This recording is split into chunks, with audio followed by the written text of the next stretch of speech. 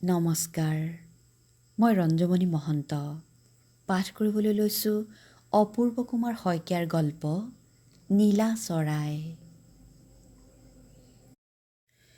এসনা আৰু বিদ্যুৎ শেষবাৰৰ বাবে গোৱালৈ আহিছে। অগস্ত্য যাত্ৰা। জীৱনৰ পাৰ হৈ যোৱা বছৰবোৰত সিহঁতৰ বাবে গোৱা এক নিয়মীয়া পৰ্যটন বিলাস আছিল। ঠিক কেইদিনমানৰ আগতে সিহঁত দুয়োজনে স্বাক্ষৰ কৰিছে এক আত্মহত্যাৰ অদৃশ্য বুজাবুজিৰ চুক্তিপত্ৰত। নাই, আত্মহত্যা বেয়া শব্দ। শব্দ এটা বেয়া হ'ব নোৱাৰি। অৰ্থই মাত্ৰ শব্দক গিলিপ মাৰি পিন্ধাই এক স্পৃশ্যতাৰ চোলা। এক স্মিত হাঁহি ঢৌৰ দৰে বিয়পি গ'ল এসনাৰ সুপুষ্ট ওঠৰ ওপৰেৰে। হয়, তাই সিদ্ধান্ত ল'লে মৃত্যুৰ আগতে আত্মহত্যাৰ এক ধুনীয়া প্ৰতিশব্দ তাই বিচাৰি উলিয়াব। নিৰ্বাণৰ ওচৰে পাজৰে অৰ্থ থকা হ'ব সেই বিশেষ শব্দটো। বিচাৰি উলিয়াওঁতে বেছি দিগদাৰ হ'ব নালাগে। শব্দৰ ওপৰত তাইৰ দখল অবাধ বুলি তাই নিজেও জানে। তাৰ পাছৰখিনি আৰু কেৱল আনুষ্ঠানিকতা। মৃত্যুৰ জীয়াই থকাৰ অজুহাত ইতিমধ্যে শেষ হৈছে।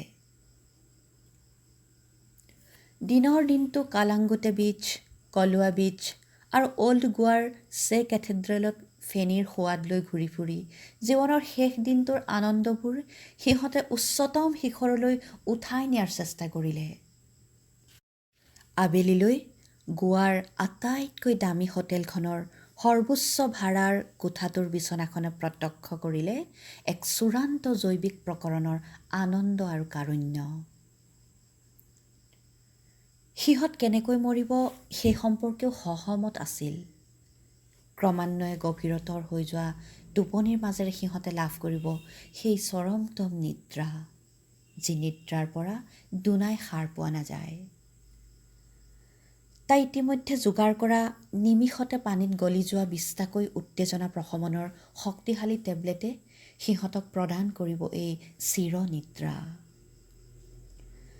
মৃত্যুৰ দৃশ্যসজ্জা আকৰ্ষণীয় কৰি তুলিবলৈ সিহঁতৰ চেষ্টাৰ অন্ত নাই। এসনাই পিন্ধিলে তাই আটাইতকৈ ভাল পোৱা এযোৰ দৰ্শনীয় সাজ, মুগা বৰণীয়া মেখেলা চাদৰ। বিদ্যুতেও পিন্ধিলে তাৰ নিজৰ প্ৰিয়তম সাজযোৰ।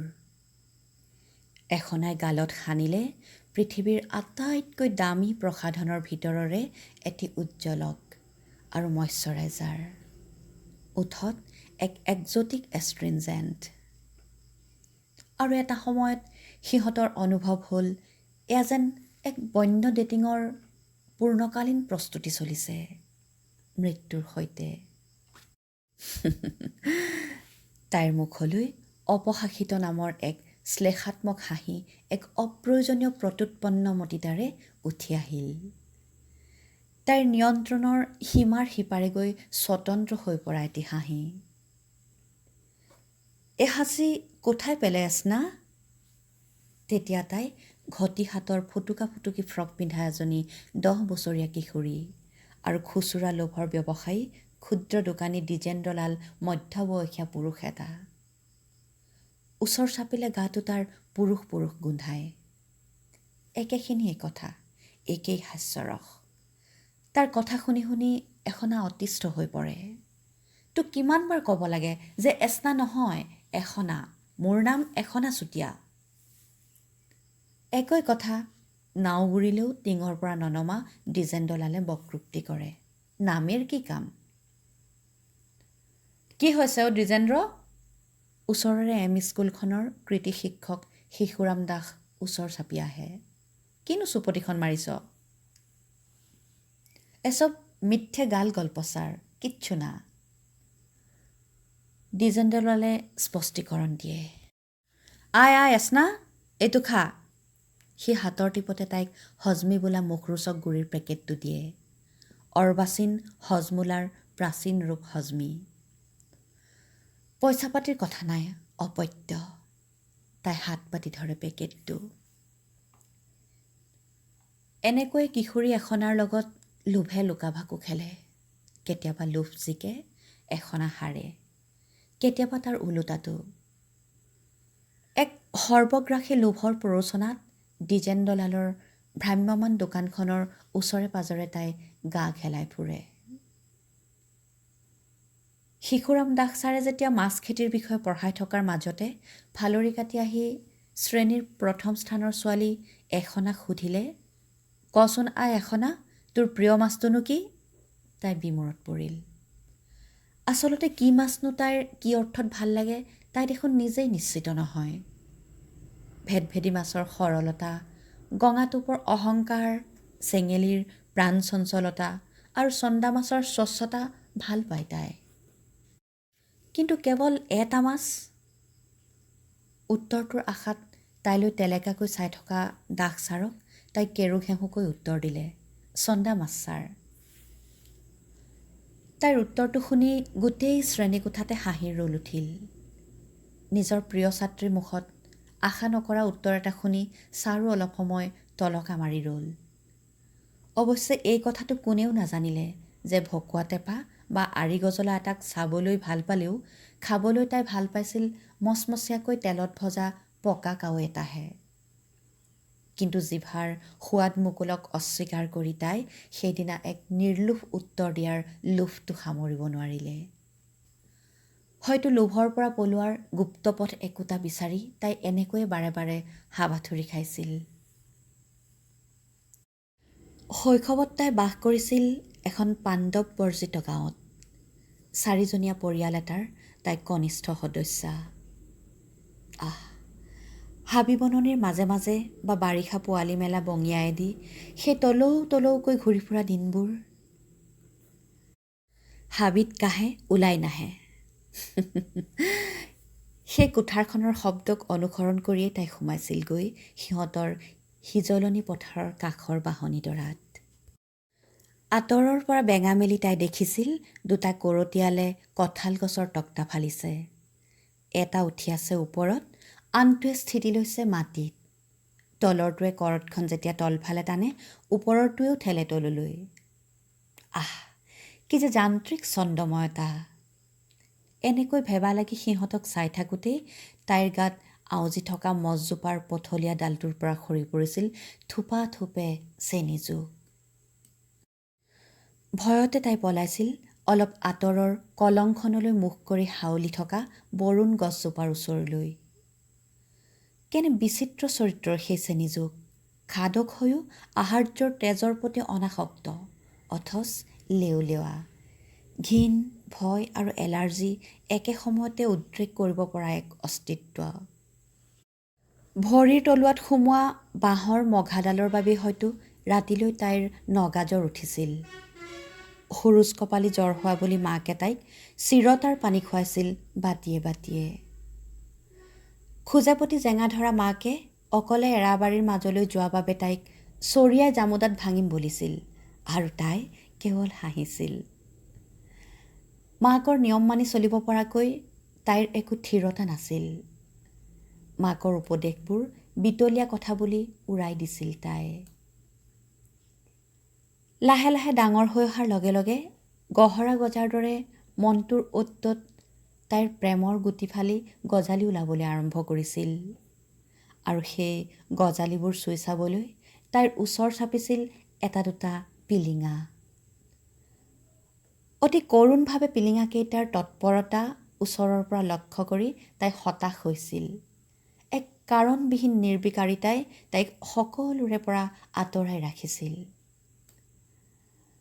সন্ধিয়াৰ অন্ধকাৰত এটা মূঢ়াত নাৰিকলজোপাৰ তলত জোৰ বতাহ লৈ নিজৰ লগতে হাঁহি খিকিন্দালি কৰি থাকোঁতে তাইৰ কাণত আহি পৰিছিলহি সেই চিৰন্তন প্ৰশ্নটোৱেই, এই হাঁচি কোথায় পেলে ৰে আচনা?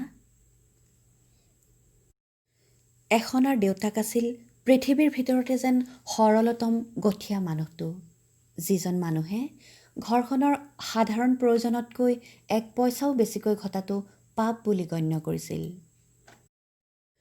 ৰাজ্যখনত তেতিয়া স্বাধীন অসমৰ সপোন খেদি ফুৰা যুৱক যুৱতীৰ সমান্তৰাল প্ৰশাসন, আতংকময় চৌদিশ। গাঁৱলৈ সদায় নতুন নতুন যুৱক যুৱতীৰ আগমন আৰু আশ্ৰয় গ্ৰহণ। সংগঠনটোৰ জিলাখনৰ বিত্ত সম্পাদকজন আছিল এখনাৰ দেউতাকৰ বন্ধু। সিহঁতৰ ঘৰলৈ কেতিয়াবা আন্ধাৰৰ আঁৰ লৈ আহে। বিপ্লৱী জীৱনৰ ৰোমাঞ্চকৰ কথাৰ মলিহা মাৰে। পঢ়া মেজৰ পৰা মাজে সময়ে মাকৰ চৌকাৰ ওচৰলৈ উঠি অহা এখনাই কেতিয়াবা দুই এটা কথাৰ ভাগ পায়। দুঃসাহস, হত্যা, বিভীষিকাময় ৰোমাঞ্চেৰে তেওঁলোকৰ কথাবোৰ মেটমৰা হৈ থাকে। তাৰ অকণো ভাল নালাগে এইবোৰ কথা। তাৱৈৰ কথাবোৰ শুনি তাইৰ পেটতে হাত ভৰি লুকায়। সেইজন তাৱৈয়ে এদিন মদগজ ডেকা এটাৰ লগত কেকু জেকুকৈ ডাঙৰ ট্ৰাংক দুটা সিহঁতৰ ঘৰলৈ কঢ়িয়াই আনিছিল। ট্ৰাংক দুটাতনো কি থাকিব পাৰে তাকে ভাবি তাই আচৰিত হৈছিল। বিভিন্ন ধৰণৰ কল্পনাই তাইৰ সন্দেহবাদী মনত বাহ লৈছিল আৰু তাইৰ এই অনুসন্ধিৎসাক এজনী সৰু ছোৱালীৰ সাধাৰণ অনুসন্ধিৎসা জ্ঞান কৰি তেওঁলোকে তাইৰ কোনো প্ৰশ্নৰ উত্তৰ নিদি ট্ৰাংক দুটা বিচনাৰ তলত ভৰাই থৈছিল। দুদিনমান পাছত ৰাতিৰ ভাগত দেখা গৈছিল শোৱনি কোঠাৰ পাভতিৰ তলত প্ৰকাণ্ড গাঁত খন্দা হৈছিল আৰু আবেলিলৈ তাই স্কুলৰ পৰা ঘৰলৈ উভতাৰ পাছত ডাঙৰ গাঁতটোৰ লগতে ট্ৰাংক দুটাও অন্তৰ্হিত হৈছিল। ৩ মাহমানৰ মূৰত এটা অতি দুখজনক ঘটনাৰ বতৰা সিহঁতৰ ঘৰলৈ আহিছিল। দলৰ ভিতৰতে হোৱা অন্তৰ্দলীয় সংঘৰ্ষত তাৱৈৰ হেনো মৃত্যু ঘটিছে। তলে তলে তাৱৈয়ে হেনো সংগঠনৰ পৰা ওলাই অহাৰ চেষ্টা চলাইছিল। এখনাই দেখিছিল তাৱৈৰ মৃত্যুৰ বতৰাটো শুনি অলপ সময় চকুপানী টুকাৰ পাছত দেউতাকে চকু দুটা মোহাৰি চকুপানীখিনি মচি এজন উন্মাদ ব্যক্তিৰ দৰে হাঁহিবলৈ ধৰিছিল। সেই হাঁহি যেন নাথামেহে নাথামে। অলপ সময়ৰ পাছত তাইৰ মাকেও সেই হাঁহিৰ উৎসৱত অংশগ্ৰহণ কৰিছিল। সমস্ত ঘটনাৰাজি বিস্ময়াবিষ্ট নয়নেৰে নিজেই প্ৰত্যক্ষ কৰিছিল এখনাই। তাৰ পাছৰখিনি কেৱল ইতিহাস। কেইটিমান নিৰ্বিশেষ, নিৰ্ভেজাল আৰু নিস্তৰংগ জীৱনৰ মেটামৰফচিছৰ ইতিহাস। অভাৱৰ এক সুগভীৰ নাদৰ ভিতৰত ককবকাই থকা তিনিটা প্ৰাণীয়ে ওপৰলৈ নিমিষতে উঠি আহিবলৈ সোণৰ জখলা এডাল হাততে পোৱাৰ ইতিহাস। গাঁৱৰে জীয়ৰী সপোন সুন্দৰী গাবলৈ এৰি টাইম টাৰ্ণছ ফ্লেমছ টু এম্বাৰ্ছ গাবলৈ ভাল লগাৰ ইতিহাস। 19 বছৰীয়া এখনা লয়লাস ভংগীৰে চফুটীয়া বিচনাখনৰ পৰা নামি উলম্ব হৈ থকা 8 ফুটীয়া ডিম্বাকৃতিৰ আইনাখনৰ ওচৰত থিয় হ'লগৈ আৰু নিজকে প্ৰাণ ভৰি এবাৰ চাই ল'লে। নাই, এই আত্মপ্ৰেমৰ পৰা আৰু নিস্তাৰ নাই। কি প্ৰচণ্ড এই আসক্তি। যিমানবাৰেই তাইৰ প্ৰতিবিম্বিত মুখখন আইনাৰ পৰা পিছফালে সমদূৰত্বত দেখিলে আত্মাৰ দৰে কবাল্ট নীলা চকু দুটাই তাইৰ মুখখনক স্পষ্ট অভিব্যক্তিৰ হ'ব নোৱাৰাকৈ শাসন কৰি থাকিল। দুটা তলি ফুটা মাটিৰ চাকিত দুচাকি ধ্ৰুৱক আৰৱ সাগৰ। কেনে ভাল লগা এই চকু। আৰু যদি এখনাৰ জীৱনৰ ইতিহাস প্ৰত্যাখ্যানৰ ইতিহাস, তাৰ বাবে দায়ী তাইৰ এইখন মেজিক মিৰৰেই, য'ত তাইৰ বাবে সদা প্ৰস্তুত হৈ থাকে এটা আত্মপ্ৰেমৰ প্ৰতিবিম্ব। এক অশ্বশক্তিৰ আধুনিক জীৱনত নিজৰ স্থান নিশ্চিত কৰাৰ যেন এক অৱলম্বন এইখন আইনা। এখনা পুৱাই গৈছিল কলেজলৈ নলেজ পঢ়াবলৈ। ৰাস্তাৰ দাঁতিতে দেখক এটি দুখ আৰু ব্যংগৰ মিশ্ৰ দৃশ্য। বুকুলৈকে মেথনি মৰা আৰু সেউজীয়া ৰিহা পৰিহিতা জনজাতীয় মহিলা এগৰাকীয়ে ৰাস্তাৰ কাষত হিয়ালি জিয়ালিকৈ কান্দি আছে।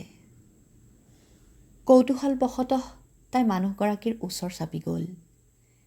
এনে ৰাজহুৱা কান্দোনৰ উৎসজনাৰ লোভ। এনেকৈ কিয় কান্দি আছে? কি হ'ল?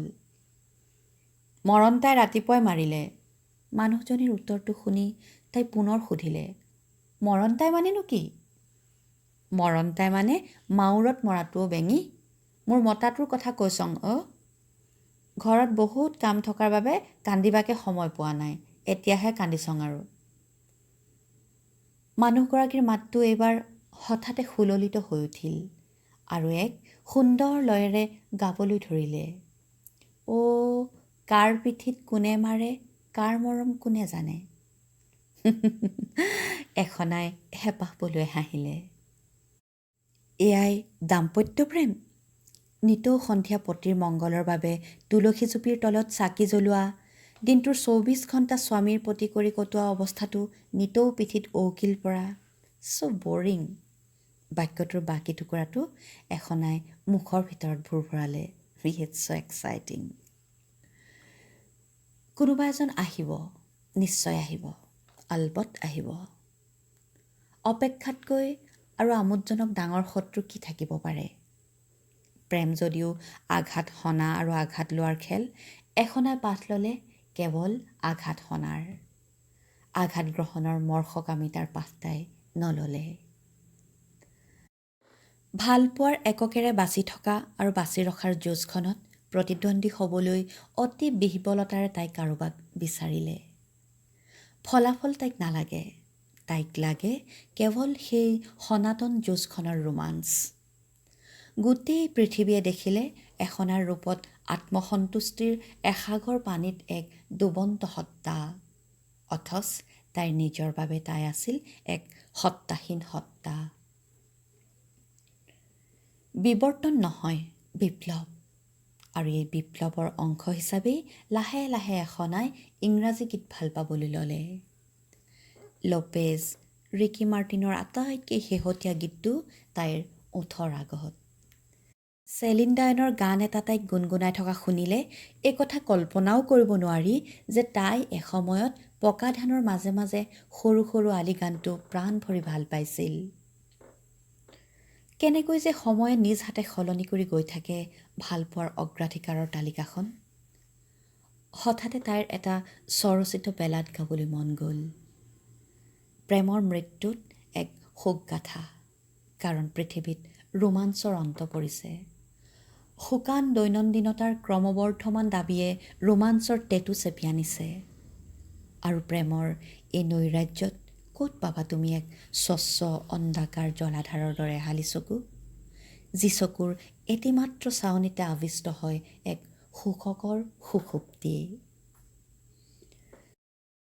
যি চকুৰ এটিমাত্ৰ উচতনিত ইমান প্ৰাকৃতিকভাৱে হাঁহিবলৈ মন যাব যে সেই হাঁহি দেখি আৰু শুনি কোনোবা এজন দ্বিজেন্দ্ৰলালে সুধিব, এই হাঁচি কোঠাই পেলাইছ না?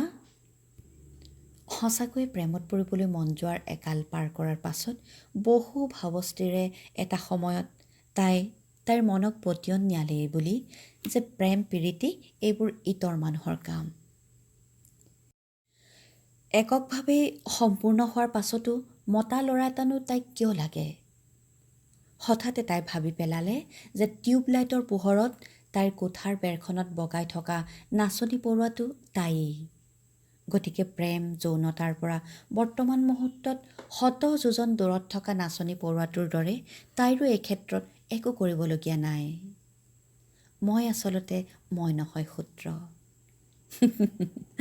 কেনে মজা।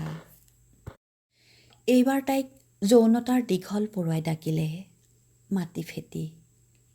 ওচৰৰে বাহাদুৰ বাস্ফৰৰ পুতেক সুৰুজৰ টুপটুপীয়া হৈ থকা ৰঙচুৱা গালখনে তাইক হাত বাউলি দিলে। প্ৰেমৰ এক অনা অনুভূতিও নোহোৱাকৈয়ে তাই দিনে ৰাতিয়ে এই কথাটোহে ভাবি থাকিবলৈ ল'লে যে সুৰুজৰ গালখনত তাইৰ গালখন অলপ সময় সজোৰে লগাই ৰখাৰ সুবিধা এটা পোৱা হ'লে। এই সুবিধা এক অসবৰ্ণ প্ৰেমে তাইক আনি দিব পাৰিলেহেঁতেন, কিন্তু তাই কাৰোবাৰ ওচৰ চপাৰ এই পাৰম্পৰিক ৰাস্তাটো ল'বলৈও নাৰাজ। গতিকে আৰু উপায় কি? সুৰুজক সজোৰে প্ৰত্যাখ্যান কৰাৰ বাহিৰে আৰু কি ৰাস্তা থাকিব পাৰে। হঠাতে তাই ভাবি উলিয়ালে যে সুৰুজৰ যে গালখন দিনক দিনে গোলাপী হৈ উঠিব ধৰিছে, এয়া গালত দুয়োফালে ডাঙৰ শালমইনা হোৱাৰ পূৰ্বানুমান। আৰু চিহ, এই শালমইনা, য়েছ, আই হেট পিম্পলছ ৰিয়েলি। আৰু অতি আমোদজনকভাৱে দুদিন পাছত দেখা গ'ল সঁচাকৈ সুৰুজৰ গালত দুয়োফালে দুটা প্ৰকাণ্ড শালমইনাৰ আৱিৰ্ভাৱ ঘটিছে। সন্ধিয়াৰ দেশ নেদেশ পোহৰত এখনাই তাৰ গালখন ঠিকেই দেখা বুলি মনটোক পতিয়ন নিয়ালে। মাজে সময়ে তাই দেউতাকক দোষাৰোপ কৰে, কাল্পনিকভাৱে দণ্ডিত কৰে। তাইক একেটা জীৱনকালত দুটা জীৱন কটাবলৈ বাধ্য কৰোৱা বাবে। হাতৰ পৰা মুখলৈ, জীৱনৰ পৰা প্ৰাচুৰ্যৰ জীৱনলৈ ইমান এক তাৎক্ষণিক ভেকুলী জাপে তাইক কোনো এখন জগতৰে নৈষ্ঠিক বাসিন্দা হ'ব নোৱাৰা কৰিছে। এখনাৰ ২৭ বছৰীয়া জন্মদিনটোৰ কেইদিনমানৰ পাছত তাইৰ শোৱনি কোঠালৈ আহি দেউতাকে যেতিয়া সুধিলে, এখনা, তই মনে মনে কাৰোবাক ভাল পাই আছ যদি ক। উত্তৰস্বৰূপে ক'বলৈ তাইৰ মুখত কোনো ভাষা মজুত নাছিল। তুমি যি ভাল দেখা কৰা, তাই কৈছিল। একমাত্ৰ জীয়ৰীজনীৰ ভৱিষ্যতৰ বাবে সম্পদশালী দেউতাকেনো আৰু কি ভাল দেখিব পাৰে। তেওঁতকৈ ১০০ গুণ অৰ্থনৈতিকভাৱে স্বচ্ছল যুৱক, যাৰ বেংক বেলেঞ্চেৰে পোহপাল দিব পৰা যাব ৭টা জনমৰ পৰিয়াল বৃক্ষক। চন্দ্ৰত থকা কলংকৰ দৰে সূৰ্য কলংকও বিৰাজমান, কিন্তু কোটি কোটি হাইড্ৰজেন বোমাৰ ঔজ্জ্বল্যৰ সন্মুখত হেৰাই যায় সেই সূৰ্য কলংকৰ দাগ। ঐশ্বৰ্যৰ পোহৰত চকুৰে নমনা হৈ পৰে দুৰ্দান্ত পৌৰুষৰ সৰু বৰ কলংকৰ দাগ। আৰু সেই সুন্দৰ বৈবাহিক জীৱনটোৱে আজি বিয়াৰ ১০ বছৰ পাছত সিহঁত দুয়োজনে সমিল মিলেৰে শেষ কৰি দিবলৈ ওলাইছে। হঠাতে এখনা ভীত সন্ত্ৰস্ত হৈ উঠিল, যেন তাইৰ চকুৰ পৰা দুটোপাল গৰম চকুপানী দুগালৰ দুটা মালভূমিৰ ওপৰেৰে নিম্নগামী হ'বলৈ যোজা চলাইছে। মুখৰ প্ৰসাধন নষ্ট কৰাৰ আগতেই এই চকুপানী দুটোপাল হাতৰ ৰুমালখনেৰে সামৰি সুতৰি থলে। চকুপানী ইমান সাহস তোৰ? এটা নিৰ্দিষ্ট সময়ত মৃত্যুৰ টেবুলখনত আহি বিদ্যুৎ উপস্থিত হ'লহি। এখনাৰ কাষতে সি বহিল আৰু তাইক মৃদুভাৱে সাৱটি ধৰি গালতে চুমা এটা খালে। কেইটামান মুহূৰ্ত নিশ্চুপ হৈ এখনালৈ চোৱাৰ পাছত বিদ্যুতে এখনাক সুধিলে, কাৰবাৰটো অলপ নাটকীয় হোৱা নাইনে? ভাল খেলি থকা অৱস্থাতে বিশ্ববিশ্ৰুত ক্ৰিকেটাৰ এজনে হঠাতে অৱসৰ ঘোষণা কৰি দিয়া জাতীয়। প্ৰত্যুত্তৰ হিচাপে এখনাই একো নকৈ কেৱল মৃদুভাৱে হাঁহিলে। নিজৰ পচন্দ অনুসৰি অৰ্থ উলিয়াই ল'ব পৰাৰ সুবিধা থকা হাঁহি। বিদ্যুতে পুনৰ ক'লে, তুমি কিয় মৰিবলৈ ওলাইছা তুমি বেছি ভালকৈ জানিবা, কিন্তু মই মৰিবলৈ ওলোৱাৰ প্ৰধান কাৰণ হ'ল হয়তো মই তোমাক এটা পগলাৰ দৰে ভাল পাওঁ, সেইবাবে। আৰু এটা কথা, আমি এটা ছুইচাইড নোট লিখা উচিত নাছিলনে? কি লিখিলাহেঁতেন সেই নোটত? এখনাই সুধিলে। যে আমাৰ মৃত্যুৰ বাবে কোনো দায়ী নহয়, যে পৃথিৱীত আৰু বেছি কিবা এটা পাবলৈ আমাৰ একো নাই, এই যে আমি হেৰুৱাবলৈ ভয় কৰোঁ কাৰণ আমাক হেৰুওৱাৰ শিক্ষা কোনেও নিদিলে। এখনাই বিদ্যুতৰ মুখতে ধৰিলে। নালাগে, মৃত্যুৰ আগতে কোনো মানুহে মিছা কথা নকয় বুলি পৃথিৱীৰ মানুহে বিশ্বাস কৰে। আহা, আৰু দেৰি নকৰোঁ, নে মৰিবলৈ কেভৰকিয়ান নামৰ আমেৰিকাৰ ডাক্তৰজনে উলিওৱা মেচিনটো বেছি ভাল হ'লহেঁতেন। এখনাই বিদ্যুতৰ চকুলৈ চাই শেষবাৰৰ বাবে ৰগৰ কৰিলে। অ'কে, কাউণ্টডাউন আৰম্ভ। ৪, ৩, ২, ১। এঢোক, দুঢোক, তিনিঢোক।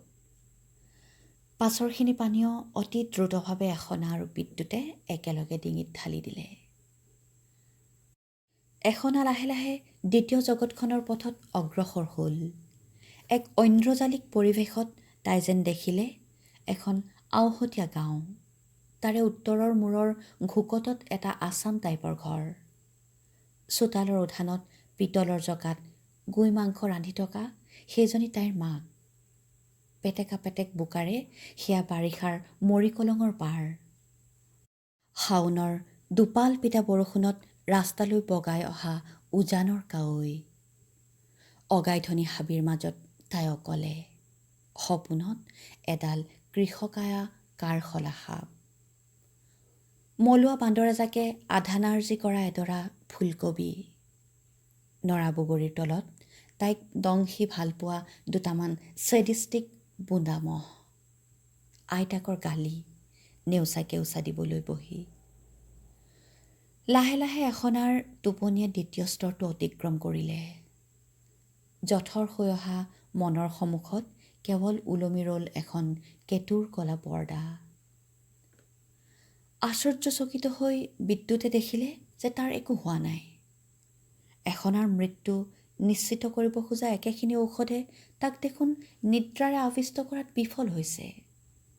বিস্ময় বিতত হৈ একে ঠাইতে বহি থকা বিদ্যুতে নাজানিলে যে তাৰ গিলাচটোত এখনাই গলাই ৰাখিছিল কেইটামান ভিটামিনৰ টেবলেট। এক অবোধ কাৰণত এখনাই বিচাৰিলে যে বিদ্যুৎ জীয়াই থাকক, প্ৰাকৃতিকভাৱে মৃত্যু নঘটালৈকে বিদ্যুৎ জীয়াই থাকক। ধন্যবাদ।